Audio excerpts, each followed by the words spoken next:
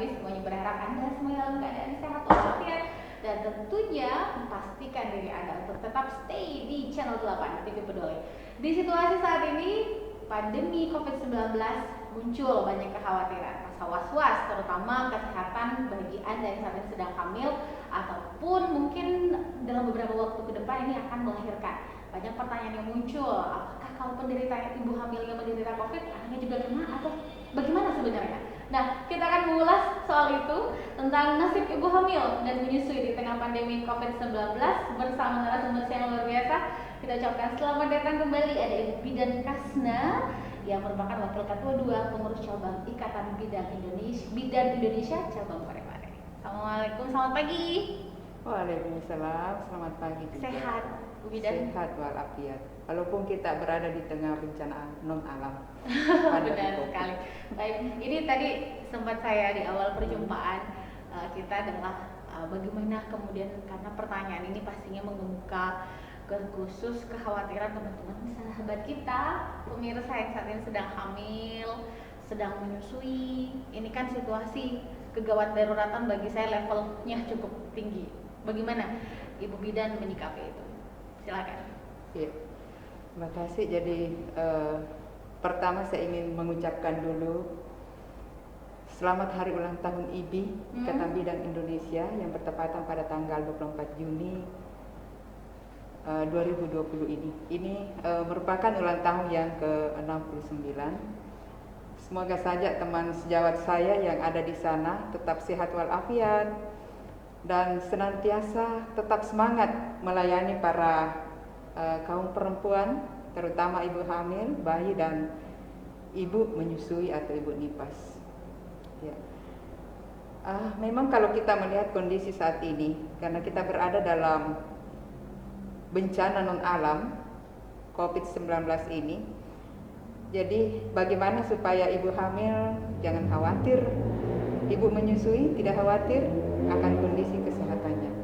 Ya, jadi saya kira ini sejalan dengan aturan pemerintah bahwa yang pertama kita tetap di rumah saja. Ya, walaupun sebetulnya ibu hamil itu secara ini sesuai dengan aturan bahwa minimal harus memeriksakan diri selama 4 kali dalam masa kehamilannya itu. Nah, di Parepare ini ada 295 anggota Ikatan Bidan Indonesia. Mereka tetap semangat untuk melayani para ibu. Di rumah sakit saja itu, di Rumah Sakit Andi Makassar itu ada 80 orang. Jadi kita tetap melayani ibu hamil, walaupun tentunya kita harus memastikan bahwa kondisi kita sudah mengenakan APD atau alat proteksi diri yang sesuai di masa pandemi ini. Nah, di puskesmas juga sudah ada teman-teman bidan kita, mereka ada yang bertugas di dalam gedung dan mereka ada bertugas di luar gedung atau dalam hal ini adalah petugas lapangan. Di puskesmas mereka tetap stay menunggu kedatangan ibu hamil. Kemudian kalau di lapangan mereka akan mengunjungi ibu hamil. Jadi saat ini yang pertama bagi ibu hamil bahwa tetap harus memeriksakan diri ketika merasa dirinya hamil. Nah, bagaimana mengetahui bahwa saya ini hamil? Seorang perempuan dia harus mengetahui kapan dia terakhir haid. Atau dalam istilah medis dikatakan bahwa hari pertama dari haid terakhirnya. Nah, perempuan itu harus mempunyai kalender pribadi. Jadi begitu dia tidak datang bulan untuk bulan berikutnya, maka dia sudah yang pertama dia sudah memastikan dirinya bahwa kemungkinan besar saya ini hamil. Nah, ketika hal itu datang, ya, maka dia segera menemui bidan di fasilitas kesehatan untuk memastikan bahwa apakah ini saya benar-benar hamil. Iya. Kemudian untuk kunjungan kedua itu tidak diwajibkan ibu untuk datang ke fasilitas kesehatan. Dalam hal ini pada range kehamilan 4 sampai dengan 6 bulan. Mereka tidak diwajibkan untuk datang ke fasilitas kesehatan. Tapi bagaimana dia mengetahui kondisi kehamilannya? Maka itu bisa dengan kontak person ke bidannya. Di kelurahan itu 22 kelurahan, itu ada bidan kelurahan di situ. Mereka adalah sahabat-sahabat ibu hamil. Jadi mereka bisa menelpon sesuai dengan kondisi yang dialami. Nah, pada umur range kedua ini, trimester kedua ini, itu seorang ibu hamil sudah harus mengetahui, memastikan anaknya dalam kondisi sejahtera. Dalam hal ini dia bisa merasakan gerakan janinnya, gerakan anaknya di dalam kandungan. Nah, pada saat dia sudah merasa 5 bulan, kok ini belum ada gerakan, maka ibu hamil bisa menemui bidannya yang ada di fasilitas kesehatan. Ya, ataupun begitu dia menelpon, maka bidan kita akan mengunjungi ibu hamil di rumahnya. Ya. Kemudian kunjungan berikutnya itu adalah pada saat umur kehamilan 7 sampai dengan melahirkan. Ya. Diwajibkan dia 2 kali kalau ini adalah kondisi normal. Tetapi karena ini adalah kondisi tidak normal, yang pertama harus dipastikan dulu di situ bahwa ini letaknya anaknya itu adalah normal. Sehingga pada menjelang persalinan, 1 bulan sebelum persalinan itu dia sudah harus datang. Dan pada kontak pertama dia sudah diberikan bahwa kemungkinan besar Anda akan melahirkan pada tanggal sekian.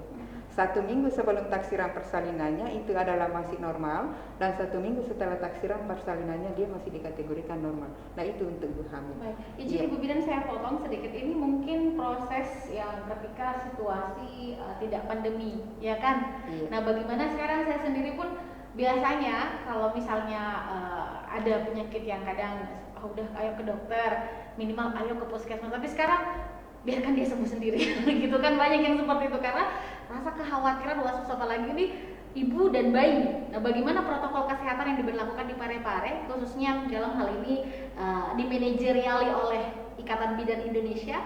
Jadi tentunya kan ada seperti kalau rumah sakit penyakit biasa pasien dibatasi seperti itu. Kalau di pelayanan untuk KIA ini seperti apa? Iya. Jadi memang bahwa semua ibu hamil kita mengharapkan mereka tetap stay di rumah. Jadi social distancing tetap ada. Kemudian kalaupun mereka mewajibkan harus datang ke puskesmas, fasilitas kesehatan, ya, maka di fasilitas kesehatan itu ada beberapa protokol yang harus dia lakukan. Jadi setiap keluar rumah dia harus menggunakan masker. Ya, walaupun itu masker kain, secara teori dikatakan bahwa dengan menggunakan masker kain itu sudah mampu untuk mencegah virus corona sebesar 75%. Jadi kita sudah bisa tercegah. Kemudian yang kedua bahwa ibu hamil itu tetap memperhatikan hygiene personalnya. Dalam hal ini selalu mencuci tangan karena virus ini akan mati dengan deterjen, akan mati dengan sabun. Iya. Kemudian yang ketiga bahwa ibu hamil ketika dia harus pergi ke fasilitas kesehatan, maka dia harus sebelum masuk fasilitas itu semua fasilitas sudah menyiapkan cuci tangan di situ, wadah cuci tangan, sarana cuci tangan. Kemudian tetap menjaga jarak. Ketika di puskesmas tetap menjaga jarak. Dan tentunya ibu yang bisa lakukan sendiri di rumah juga tetap dengan menjaga kondisi tubuhnya dengan mengkonsumsi gizi seimbang, ya. Kalau kita melihat itu ada piramida ada piramida untuk gizi seimbang. Gak ada istilah isi piringku ya? Iya, isi piringku. Jadi dari isi piringku ini itu 3 bagian besar piring ini kita membaginya. Nah, 1/3 dari itu ditempati oleh golongan yang dikenal dengan karbohidrat atau gula, ya, dalam hal ini untuk nasi, ya, seperti itu. Kemudian yang kedua bahwa sayurnya juga harus menempati 1/3, dan 1/3-nya ini itu ditempati oleh lauk pauk dengan buah. Dan jangan lupa tetap mengkonsumsi air minum yang banyak, minimal 18 gelas sehari. Dan selain itu ibu hamil juga harus tetap rileks melakukan olahraga ringan di rumah. Dalam hal ini untuk mencegah biasa kalau ibu hamil itu dia paling sering itu kejang pada betis. Ya, oleh karena itu ini harus dihindari dengan melenturkan ujung-ujung kaki betis itu. Ya, itu minimal dia bisa melakukan itu 5 menit saja untuk setiap saat, ya sih. Sambil bagian panggul kadang nyeri ya. Panggul. Tapi sedikit dok, kalau Ibu Bidan ya, itu kalau misalnya di awal-awal kehamilan kemudian tiba-tiba ada kram perut, itu wajar nggak sih? Iya, kalau pada awal kehamilan, terutama pada umur 12 minggu ke bawah lalu ada kram perut, ini sebetulnya adalah kita mewaspadai untuk terjadinya suatu gangguan. Dalam hal ini mungkin ini adalah ancaman untuk menuju keguguran. Ya, jadi kram perut, ya. Oleh karena itu pada kondisi seperti ini, kalau tidak ada darah yang keluar, maka itu adalah hal yang normal saja. Mungkin ibunya lagi kecapean, banyak duduk atau apa, maka ibunya hendaknya dia istirahat saja di rumah. Itu adalah pengobatan yang terbaik. Di samping itu tetap mengkonsumsi gizi seimbang dan penambah darah yang diberikan oleh ibu bidan ya tetap dikonsumsi. Ya, karena penambah darah itu sangat penting bagi ibu hamil. Baik. Nah, Ya. ini sedikit juga melihat situasi masyarakat kita yang memang meskipun kehidupan kita sudah smart city Bu Bidan ya, teknologi juga ini perkembangan kesehatan dan kecerdasan masyarakat juga semakin meningkat. Tapi masih banyak yang mempercayakan pemeliharaan kandungannya ke dukun beranak. Kan ada kan, ini kita harus membuka mata soal itu. Nah, bagaimana kemudian Ikatan Bidan Indonesia berkolaborasi atau karena kan tidak sedikit yang ketika usia kandungan tertentu katanya posisinya diperbaiki atau diurut dan seperti apa itu Bu Bidan? Jadi saya kira ini kami dari Ikatan Bidan Indonesia khususnya Kota Parepare. Jadi dukun itu tetap kita mengharapkan asuhan kepada ibu hamilnya, tapi tentunya yang tidak bertentangan dengan aturan-aturan di bidang kesehatan. Dalam hal ini misalnya dukun. Jadi kita tahu bahwa setiap manusia ini mereka mempunyai 3 komponen ya. Jadi fisik, psiko dengan sosialnya. Nah, dukun mungkin mereka karena kepercayaan ibu hamil itu terhadap dukun, tentunya ini dia akan memenuhi kebutuhan secara psiko. Karena seorang ibu hamil dia tidak boleh stres. Ya, kalau dia dihalangi untuk berhubungan dengan dukunnya, ya, maka itu akan memberikan stres kepada ibunya. Dan ini akan memberikan juga stres kepada bayinya, janinnya di dalam akan berdampak seperti itu. Oleh karena itu kami dari Ikatan Bidan Indonesia, dukun itu adalah mitra kerja kita. Baik. Iya, mitra kerja kita. Jadi mungkin dia lebih banyak pada asuhannya kepada psikonya terhadap ibu hamil, ya. Dan kita percaya bahwa dukun-dukun kita juga ini di setiap puskesmas itu ada namanya kemitraan bidan dengan dukun. Jadi mereka selalu diberikan bimbingan apa sih yang harus dilakukan oleh seorang ibu hamil. Iya, terutama yang terkait mungkin dengan bagaimana mengkonsumsi gizi seimbang. Tetapi sekali lagi bahwa tindakan-tindakan yang sifatnya akan mengancam kehamilannya itu kita tidak menginginkan itu dilakukan oleh seorang dukun. Misalnya ada pada acara 7 bulanan ya, itu ada di budaya kita seperti itu. Nah, seorang dukun dalam hal ini silakan saja untuk dilakukan hal itu, tetapi yang kita tidak inginkan di sini adalah ketika dia mengobok-ngobok perut seorang ibu hamil. Ya, kalau hanya sekedar meraba saja begitu tanpa dia mengelus, saya kira itu adalah dengan alusan seorang dukun itu akan membantu psikologi seorang ibu hamil. Itu akan mengobati jiwanya, dia merasa disayang.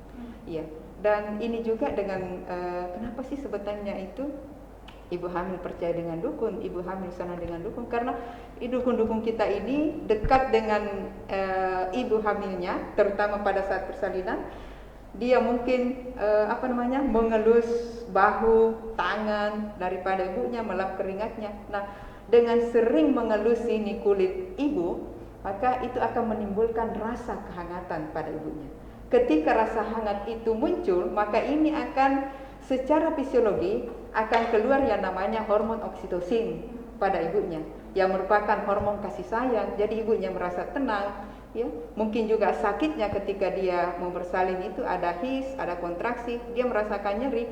Tetapi ketika dia merasa nyaman dengan urusan itu, maka ada yang namanya hormon endorfin, ya. Ini akan diproduksi dan itu ibunya merasakan nyerinya itu berkurang.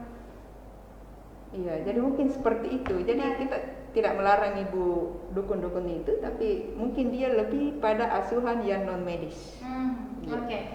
Baik. Ini tadi ada fisik, psikologis dan sosial. Salah satu yang paling berkontribusi adalah bagaimana kemudian peran suami. Iya. Saya rasa ini yang paling bertanggung jawab dari semuanya ya. Baik, silakan Ibu Bidan, mohon pencerahan kepada bapak-bapak pemirsa kita, silakan disimak. Iya. Jadi saat ini ada namanya asuhan sayang ibu. Baik. Yang paling harus menyayangi adalah suami. Iya.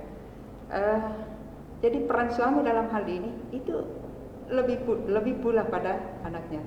Ya. Jadi mulai dari ibu hamil, ketika seorang suami bagaimana perannya, ya, bukan hanya bahwa memang laki-laki bukan janinnya itu keluar adalah dari rahim perempuan, tapi saya boleh mengatakan bahwa laki-laki yang melahirkan.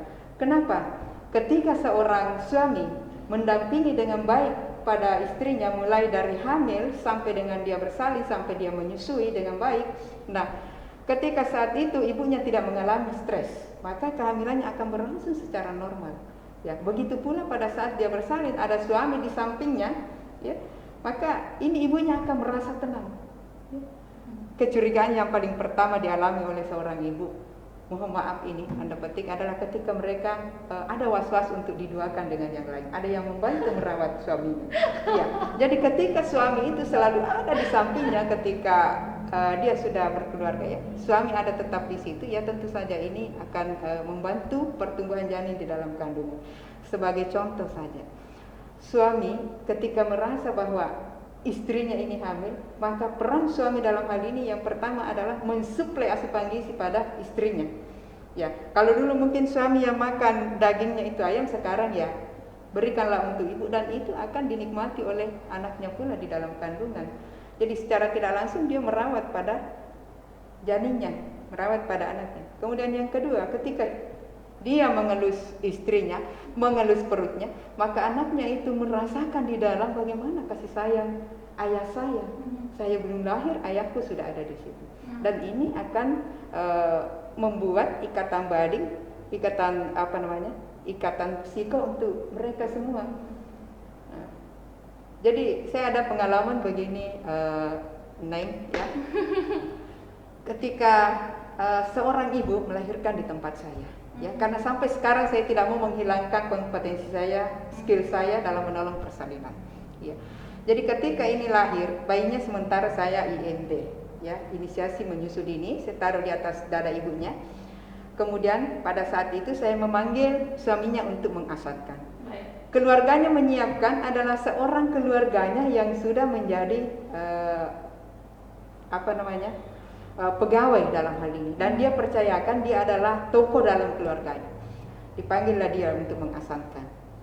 Jadi saya mengatakan, ayo mana suaminya untuk mengasankan ini bayinya di atas perut ibunya. Dia bilang, baru dipanggil Bu, omnya yang akan mengasankan. Oh, langsung saya mengatakan begini, Bu, kalau di anak ini sakit nantinya, maka dia akan mencari omnya. Karena apa? Kontak pertama ketika bayi itu lahir dengan siapa yang ada di lingkungan sekitarnya, maka itulah yang akan tersave di memorinya anak itu. Sehingga ketika dia demam, dia akan sembuh ketika mendengar suara omnya, melihat omnya. Nah, omnya ini akan pergi bertugas setelah pandemi ini. Iya. Sehingga keluarganya mengatakan, oh begitu ya. Jadi ya suaminya datang untuk mengasankan anaknya. Ya, jadi sangat penting 30 menit pertama itu sangat penting untuk bayi. Ya, dimana secara fisiologi dikatakan bahwa 30 menit pertama itu ketika bayi lahir itu adalah masa alert, masa siap. Bayinya akan tenang ketika dia berada di atas dada ibunya, tetapi begitu dia membuka mata, dia ada siapa di situ? Ya, oh ternyata ayahku ada di sampingku. Maka ini akan terbentuk ikatan batin antara ketiganya, ibu, anak, dengan suami. Ya.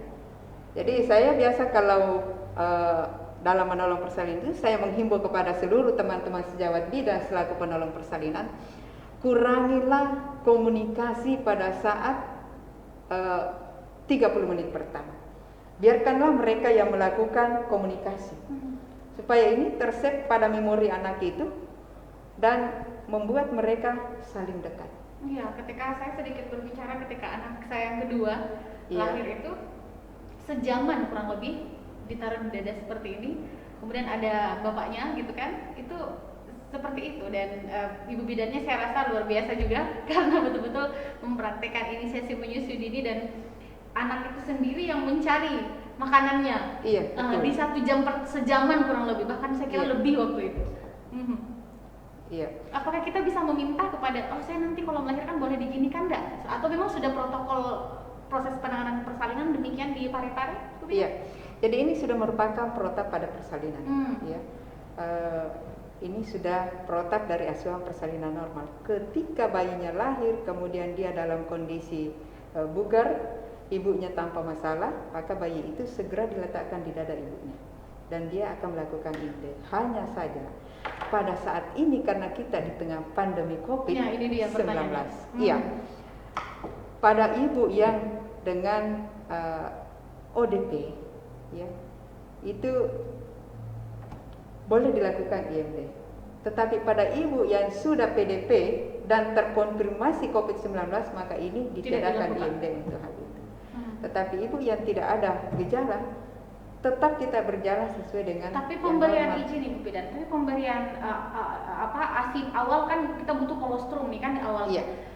Ibu yang tadi PDP terkonfirmasi virus COVID. Iya. Tidak dilakukan keeping touch dengan bayinya. Iya. Bagaimana proses untuk mendapatkan ASI dengan maksimal di awal kelahiran seperti itu? Iya. Jadi pada saat ini kolostrum memang adalah sangat bermanfaat untuk bayi. Tetapi karena dia sementara sekarang ini ada terkonfirmasi ataupun dia ada PDP, maka itu jauh lebih menguntungkan ketika dia tidak mendapatkan kolostrum pada saat itu. Baik. Iya. Tetapi kita menunggu ini kan secara protap bahwa bagi mereka yang terkonfirmasi hari pertama itu dilakukan pemeriksaan, kemudian hari kedua juga dilakukan pemeriksaan. Kemudian kalau hasilnya negatif ini, maka ini ditunggu 14 hari ke depan, ya, swab testnya ini negatif, maka itu menyusui boleh dilangsungkan. Nah, bagaimana untuk agar bayi ini tetap dengan ASI, ya? Kalau seandainya mengizinkan dari semua keluarganya, ya kita mencari kita punya keluarga yang sedang menyusui, yang umur kehamilannya sama dengan umur bayinya itu sama dengan ini yang melahirkan. Jadi kita mencari donor ASI dengan keluarga yang sehat, dengan keluarga yang sama jenis kelaminnya, karena ini adalah budaya kita. Iya betul. Iya. Ya, sampai besar-besarnya mereka berjodoh bertemu. Iya. Jadi tetap kita tetap memperhatikan budaya setempat tanpa harus mengurangi nilai kesehatan. Iya. Baik. Kita jedah dulu Ibu Bidan. Dan saudara, sebelum kami rehat sejenak, kami menyampaikan selepas acara talk show pada pagi hari ini, kita akan bergabung ke Kota Makassar untuk menyaksikan bagaimana sosialisasi atau kegiatan sosialisasi penanganan COVID-19 yang dilaksanakan oleh Dewan Perwakilan Rakyat Daerah Sulawesi Selatan. Dan ini tentunya akan menambah referensi keilmuan Anda seputar kondisi kegawat daruratan di tengah pandemi COVID-19. Selepas acara talk show, tetaplah bersama kami. Saya masih akan segera kembali.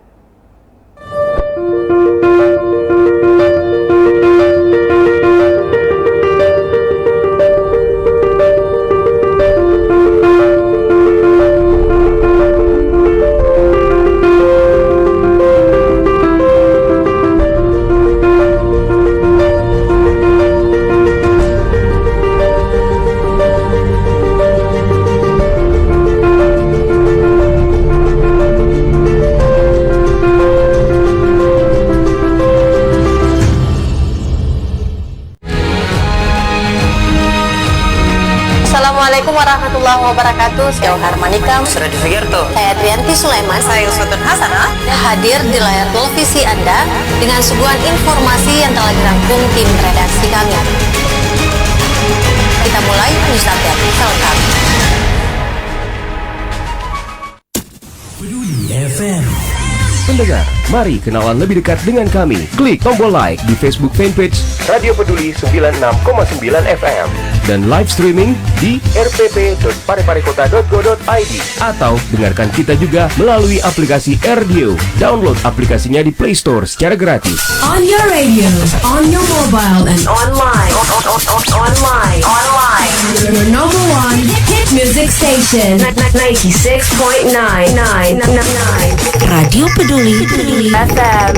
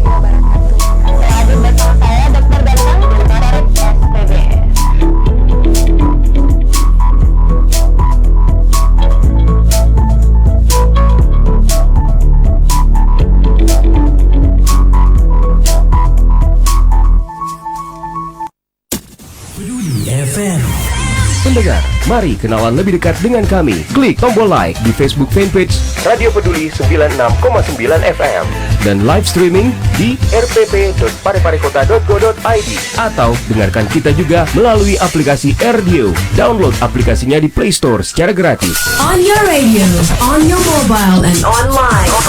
Online.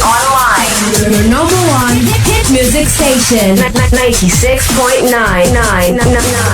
Radio Peduli FM.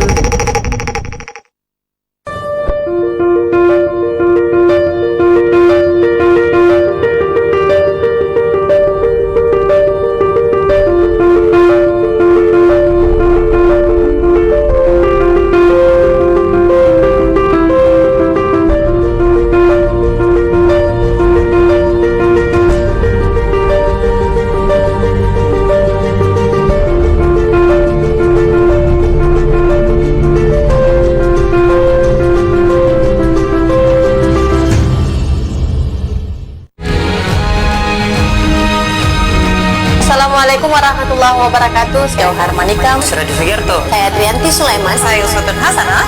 hadir di layar televisi Anda dengan suguhan informasi yang telah dirangkum tim redaksi kami. Kita mulai news update selengkapnya. Baik saudara pemirsa, terima kasih Anda masih bersama kami di TV Peduli. Masih seputar bagaimana kemudian protokol kesehatan diberlakukan bagi ibu hamil dan juga menyusui di tengah kondisi kegawat daruratan COVID-19 atau virus corona. Baik, ini yang terakhir Ibu Bidan, kita sebenarnya masih banyak hal yang perlu kita perbincangkan, tapi di segmen ini perlu bagaimana kemudian kita menyampaikan kepada ibu hamil, karena kan kita disuruh di rumah saja. Jadi proses pemeriksaannya itu modelnya kayak gimana? Apakah bidan-bidan yang door to door atau kan beda nih kalau hanya virtual dengan disentuh secara langsung. Nah, mohon petunjuk, silakan. Iya. Jadi yang menjadi protap untuk ibu hamil saat ini adalah kontak pertama di triwulan pertama atau 3 bulan pertama kehamilannya, itu dia harus ke fasilitas kesehatan. Karena mereka harus dipastikan bahwa tidak ada penyakit atau status kesehatannya ibunya ini harus dipastikan. Jadi mereka harus diperiksa bagaimana status gizinya, kemudian bagaimana dengan apakah dia tidak ada penyakit hepatitis, apakah dia tidak penyakit IMS, apakah dia tidak ada TB, kemudian apakah dia tidak ada HIV. Ini adalah yang kita kenal dengan program pencegahan penularan penyakit dari ibu ke janin. Ini harus dipastikan, sehingga dia wajib untuk kontak pertama itu ke fasilitas kesehatan. Kemudian untuk kontak kedua dengan kontak ketiga itu tidak diwajibkan fasilitas kesehatan, melainkan teman-teman kita yang ada bergerak di petugas lapangan itu mereka akan mengunjungi ibu hamil. Sejauh ini selama pandemi sejak Maret hingga Juni, bagaimana teman-teman bergerak? Iya, jadi kita punya bidang kelurahan itu mengunjungi ibu hamilnya. Ya. Walaupun mungkin artinya ketika dia melihat dari kohornya itu, ya, jadi kita ada namanya pencatatan itu, ada namanya kohor. Ya, ketika dia melihat, oh ini saatnya dia sudah harus dipastikan kehamilannya di triwulan kedua ini dalam range kehamilan 4 sampai 6 bulan. Nah, itu sebagai bidang kelurahan dia akan menelpon ibu hamilnya. Kemudian yang kedua, ibu hamilnya pun juga dia bisa menelpon kepada bidang kelurahannya. Dia bisa telepon bahwa terutama di situ adalah yang dia harus pastikan bahwa janinnya sudah bergerak. Itu yang pertama di situ pastikan. Kemudian pada triwulan ketiga harus dia periksa 1 kali sebelum bersalin. Di mana usia kehamilannya itu adalah 1 bulan sebelum taksiran persalinannya, dia harus. Nah, jadi selebihnya itu adalah dia bisa kontak melalui chat dengan bidang kelurahannya, ya. Dia bisa juga menelpon langsung atas kondisi yang dialami. Dia bisa menyampaikan melalui itu. Kemudian di sisi lain, pada kontak pertama ibu hamil itu sudah diberikan buku KIA. Nah, di dalam buku KIA itu sudah dijelaskan, ya, jenis pelayanan yang harus diperoleh ibunya selama kehamilan. Dan yang kedua ada tanda bahaya. Jadi ibu hamil harus mengetahui tanda bahaya yang ada di situ. Seperti apa secara signifikan, Bu Bidan? Iya. Jadi di pare-pare ini yang paling sering terjadi tanda bahaya itu adalah yang kita kenal dengan preeklamsi. Ya, preeklamsi di mana tiba-tiba ibunya bisa naik tekanan darahnya. Kemudian mungkin gejala yang bisa dialami oleh ibunya yang dirasakan adalah sakit kepala, Kemudian kalau dia sudah dekat, dia sakit ulu hati, dan mungkin dia bisa lihat juga kakinya mungkin ada bengkak. Iya. Di trimester berapa biasanya ini yang paling riskan? Iya, jadi dia mulai itu bisa muncul pada umur kehamilan 5 bulan.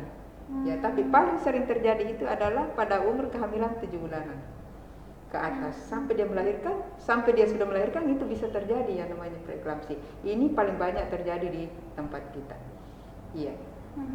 Jadi seperti itu. Kemudian bagaimana ibu hamil tetap menjaga kondisinya ya. Jadi tetap mengkonsumsi, kembali lagi bahwa gizi seimbang, kemudian perbanyak minum air putih dan melakukan olahraga. Dan yang paling karena kita ini walaupun kita ada di rumah adalah sering mencuci tangan. Dan alat-alat yang sering tersentuh ya, pintu kamar, remote TV, Betul. ya, Stop kontak lampu. itu hendaknya dilakukan desinfeksi. Ya, sekarang saya lihat ini di di pasar itu sudah banyak backclean, di apalagi Alfamart apa segala macam itu sudah ada sejenisnya itu. Dan kalaupun itu tidak ada backclean, proclean ataukah sejenisnya itu dijual, boleh dengan menggunakan saja soft clean, ya, pembersih lantai untuk membersihkan itu semua, itu bisa. Ini juga dianggap sebagai desinfeksi untuk membunuh virus corona ketika memang ada di situ. Tapi yang Dan, pasti, ya, dan tetap itu ketika bersin, ketika batuk, ya gunakan etika yang tepat. Ya, gunakan etika yang tepat. Dalam hal ini kalau tidak ada tisu, tidak ada masker kita pakai pada saat itu mau bersih, nah maka lengan kita ini bisa menjadi, ya, ini bisa dengan menutup pakai lengan, ya, karena ini penting sekali. Tapi jangan menutup dengan tangan, karena tangan kita ini akan menyentuh permukaan yang ada.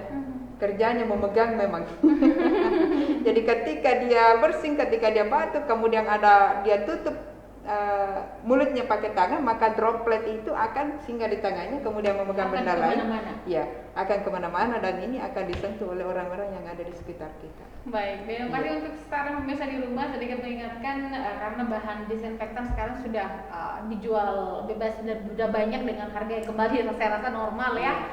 Jangan menjadi ahli kimia sendiri, jangan mencampur-campur bahan pemutih kemudian bahan cuci ini dan cuci ini, karena itu akan menghasilkan gas baru yang justru beracun. Ini penting sekali untuk saya ingatkan kepada ibu-ibu di rumah bahwa katanya campur ini, jangan ya, satu saja. Dan desinfektan itu tidak boleh disemprotkan di badan. Bagaimana dari dinas kesehatan sendiri? Iya, betul. Khusus Bahwa untuk ibu hamil dan menyusui.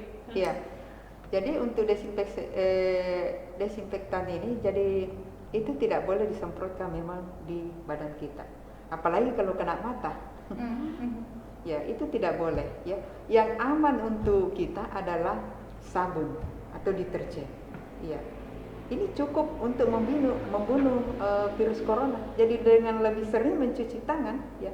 Dan saya tekankan, jangan sekali-kali memegang mata, hidung dengan mulut sebelum mencuci tangan.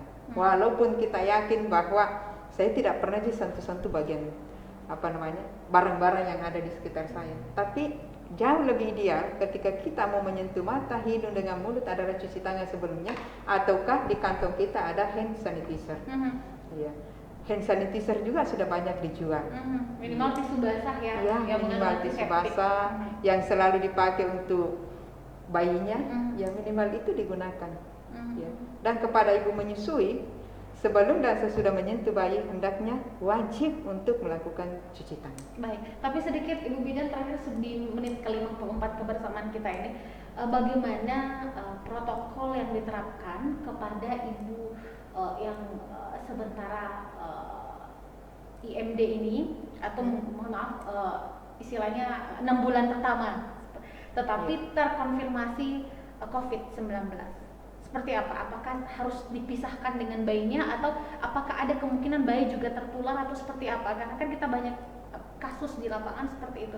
Bagaimana sebenarnya protokol yang seharusnya dilakukan seperti itu? Ya, jadi pada 6 bulan pertama pada ibu menyusui ya, bagi mereka yang tidak terkonfirmasi dan tidak PDP, ya, maka itu dipersilakan untuk tetap menyusui bayinya dan tetap memperhatikan protokol kesehatan. Jadi pada saat menyusu silakan dengan menggunakan masker, ya, karena kita menghindari jangan sampai sementara menyusukan bayinya lalu ibunya bersin, maka bayinya akan terkena. Tapi apakah misalnya ibu ini positif, apakah Iya. ASI itu juga kan diminum nanti dengan ASI Iya. dengan si bayi? Bagaimana itu? Iya, kalau pada ibu yang PDP atau terkonfirmasi atau dengan kata lain bahwa dia adalah positif hasil swab testnya, maka itu tidak diperkenakan untuk memberikan ASI. Sama sekali. Sama sekali, tetapi ditunggu sampai hasil swab test pada hari ke-14 dinyatakan negatif, ya, itu sudah diperbolehkan kembali. Karena virus di dalam tubuhnya berarti kan sudah tidak ada pada Tidak ibunya. reaktif lagi. Tidak ada lagi. Tapi apakah tidak ada potensi ASI itu hilang karena 14 hari yang harus ditunggu? Iya, maka sebagai upaya untuk hal itu, ini kan ibunya tetap dengan mengkonsumsi gizi seimbang. Ya, kemudian yang kedua adalah pada saat ibunya terisolasi, ya diisolasi, maka dia bisa memerah ASI-nya walaupun itu dibuang. Ya, kenapa dia harus memerah ASI? Teorinya begini, ketika payudara itu kosong, kantong ASI itu kosong, maka secara alamiah akan diproduksi oleh tubuh kita. Maka tubuh tetap mengeluarkan ASI. Tetapi ketika payudara itu penuh, maka secara alamiah pula itu tidak akan diproduksi ASI. Yang secara pelan-pelan ASI-nya akan hilang. Maka untuk mensiasati itu, ibu menyusui tetaplah keluarkan ASI walaupun ibu dalam kondisi COVID-19, keluarkanlah supaya ASI kita tetap ada. Iya, dan banyak alat sekarang yang bisa kita gunakan, bukan lagi yang dipakai pompa, sekarang sudah ada electric mesin Ada elektrik. yang bisa dua-duanya, dan ini malah jauh lebih nyaman buat kita karena bisa sambil tiduran, bisa sambil apa, bisa bekerja.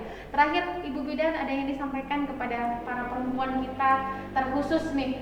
Saya ingin mengucapkan selamat ulang tahun buat ibu-ibu bidan yang luar biasa. Tentunya ini semangatnya harus selalu terjaga, dan terima kasih sudah memberikan yang terbaik untuk bangsa. Iya. Silakan. Jadi kepada masyarakat khususnya Parepare, terkhusus pada kelompok ibu hamil, ibu menyusui, ya, ibu jangan khawatir karena kita ini ada di dalam pandemi COVID, ya. Protokol kesehatan tetap kita terapkan dan tetaplah memeriksakan diri pada triwulan pertama kehamilan dan 1 bulan sebelum melahirkan, itu yang wajib. Kemudian untuk berikutnya silahkan kontak dengan bidannya untuk dilakukan atau pantau gerakan anaknya, ya, kondisi tubuhnya. Jadi tetaplah menjaga kesehatan, konsumsi gizi seimbang, olahraga ringan, kemudian hand sanitizer atau tetap hygiene personalnya, terutama untuk tangan, tetap dilakukan. Kemudian kepada teman-teman saya sejawat bidan di Kota Parepare, tetaplah semangat untuk melayani ibu dan anak, ya. Salam sehat, sehat perempuan, sehat ibu, sehat bayi, maka sehat Kota Parepare ini menuju sehat bangsa kita. Baik, terima kasih, luar biasa, dan semoga tadi apa yang disampaikan bisa kita laksanakan yang pasti, karena kita tentunya punya kriteria dan karakter masing-masing dalam pola asuh anak, dan pastinya kita tidak mau keluarga kita sampai terpapar. Apa yang disampaikan tadi Bu Bidan penting sekali bagi kita untuk kita terapkan bagi Anda dan juga buah hati. Dan sekali lagi saya ingin mengucapkan selamat ulang tahun untuk Ikatan Bidan Indonesia dimanapun Anda berada. Terima kasih untuk perjuangan, untuk sumbangsih yang tidak akan bisa ternilai harganya. Dan nampaknya tadi dikatakan sehat perempuan, sehat ibu, sehat bayi, sehatlah Kota Parepare. Sekali lagi selamat. Assalamualaikum warahmatullahi wabarakatuh.